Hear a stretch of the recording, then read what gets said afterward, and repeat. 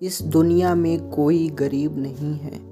एक समय की बात है, भगवान गौतम बुद्ध एक गांव में धर्म सभा को संबोधित कर रहे थे। लोग अपनी विभिन्न परेशानियों को लेकर उनके पास जाते और उसका हल लेकर खुशी खुशी वहां से लौटते।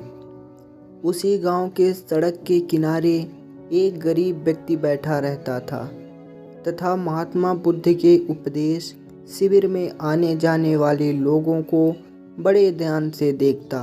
उसे बड़ा आश्चर्य होता कि लोग अंदर तो बड़े दुखी चेहरे लेकर निकल जाते हैं, लेकिन जब वापस आते हैं तो बड़े खुश और प्रसन्न दिखाई देते हैं। उस गरीब को लगा कि क्यों ना वो भी अपनी समस्या को भगवान के समक्ष रखे। मन में यह विचार लिए वह भी महात्मा बुद्ध के पास पहुंचा। लोग पंक्तिबद्ध खड़े होकर अपनी समस्या को बता रहे थे।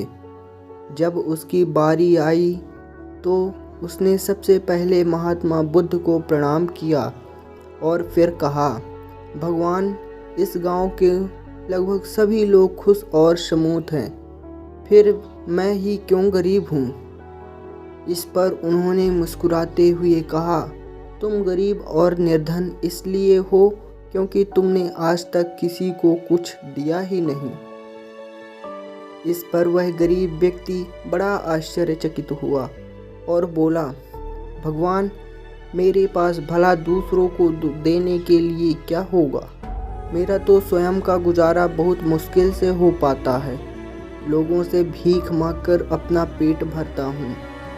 भगवान बुद्ध कुछ देर शांत रहे, फिर बोले, तुम बड़े अज्ञानी हो। औरों के साथ बांटने के लिए ईश्वर ने तुम्हें बहुत कुछ दिया है।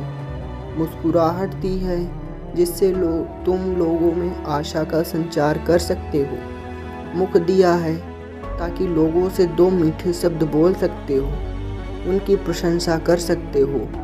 दो हाथ दिए हैं, लोगों की मदद कर सकते हो।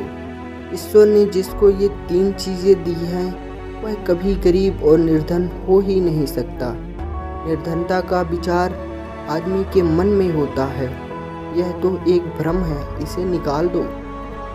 कभी भी मन में निर्धनता का भाव उत्पन्न ना होने दो, गरीबी अपने आप दूर हो जाएगी। भगवान बुद्ध का संदेश सुनकर उस आदमी का चेहरा चमक उठा और उसने इस उपदेश को अपने जीवन में उतारा, जिससे वह फिर कभी दुखी